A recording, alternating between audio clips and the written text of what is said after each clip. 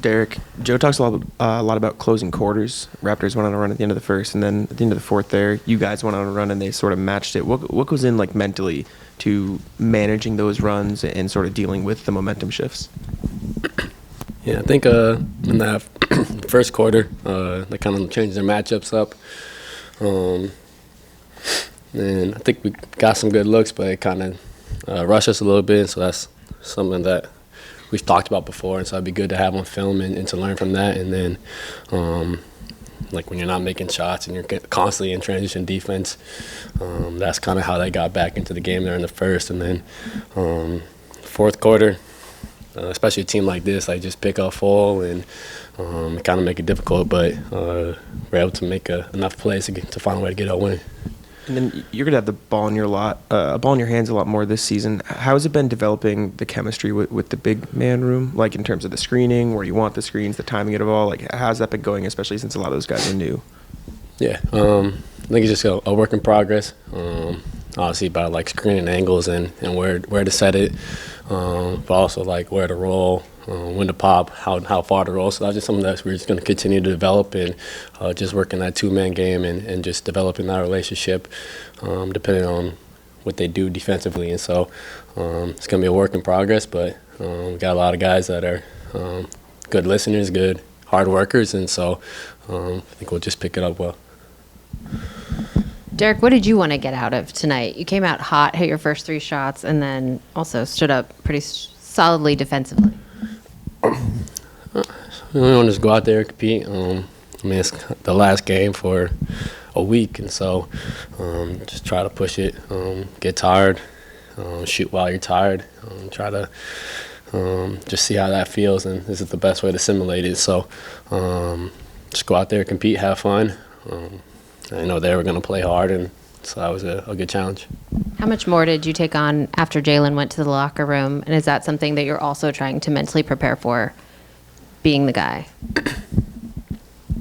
I think we're just constantly trying to figure out what we're trying to do offensively and just trying to find a great shot every time down. And I think I had the ball in my hands a lot, and especially like when JB goes out and like Sam's not in. So just trying to find that balance of being aggressive, but also I think I got to do a better job of just getting off of it and getting some movement. So it'd be good to see and try to be better from a week from now.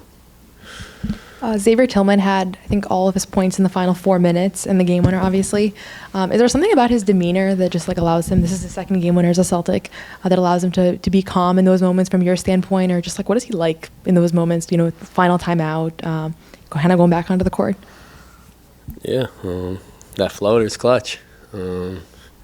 He just kind of is very consistent for day in and day out with his work, with his energy. And so when things are going well, things are going bad, he kind of keeps that same demeanor. And so when the game's down the line, like, he's really encouraging, he's really upbeat, and ball came to him, and he made a play for us. And is it kind of cool to see somebody who, for most of the last year, has been on the sidelines for those moments, get to now play a larger role potentially this season? Is it kind of a gratifying thing as a teammate? Yeah, it's great to see like his hard work, obviously being hurt and battling through stuff like he has been for last season, and for him to feel confident in his ability and in his body to go out there and make plays like doing Euro steps and stuff, like it's great to see. And so like X has worked his ass off for this, and so it's great to see him get the reward for that. Joe was saying how Ugo's defensive instincts have been impressive. What have you seen in terms of his ability to make an impact at that end? He plays so hard, so that's always like a good first start. He just knows how to play, knows how to be in the right position, and competes at a high level. So ever since I've seen him, just constantly working hard, constantly asking questions, constantly learning, and you could tell that he's been a pro for a while and he's played basketball at a high level for some time now. And I think he's done a lot of good things for us in this preseason. What specifically are some of the questions and the stuff that he's picking your brain about and trying to learn? I mean, just trying to figuring out the game. The NBA game is just so much different from the FIBA game, spacing-wise, rules-wise. So just kind of figuring out those games, figuring out what works here, what doesn't work here, and I mean, he's a quick learner. He's a big-time competitor. So it's great to see him continue to make strides each and every game. Derrick, Malcolm Brogdon announced his retirement today, and what are your reactions after that? And did you talk to him? Yeah, I had actually just seen it when I was on the table today before the game, so I haven't had the time to text him. But I mean, I always enjoyed my time with Malcolm here, and had a great year with him, and I know he's gonna enjoy the time off with his family and his kids, and so I'm definitely gonna shoot him a text here soon. But unbelievable career, great player, and I wish him the best. Thank you, Derrick.